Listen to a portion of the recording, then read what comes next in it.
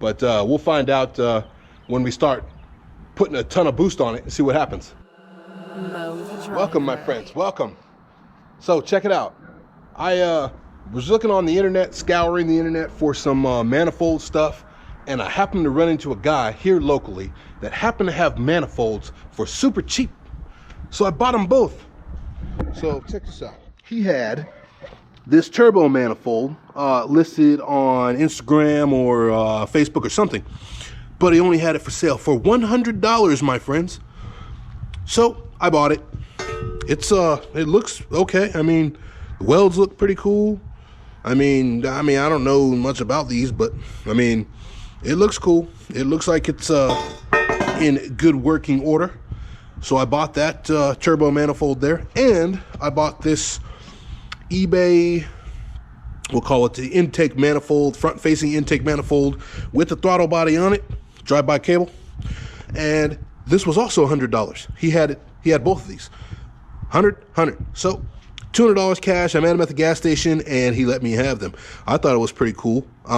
They did come off of a running car. I believe it was a GE, a modified GE that they had. So, or it was a GTE with the GE head. I don't know, something like that. I know that there was something crazy going on with it, but I got it pretty cheap.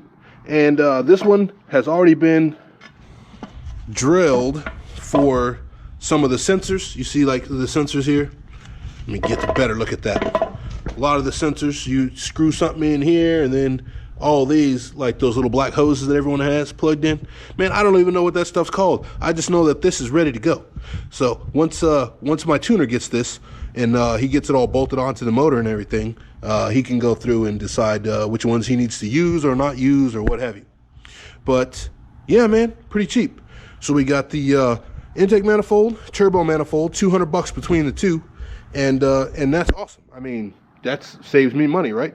Now, you do got some real kind of bunk welds on this thing. I mean, like, they're sealed, but I mean, they're like Chinese welds for sure. I mean, they're the standard of welding is not good, but it is together. I don't see anything that needs to be re-welded right now.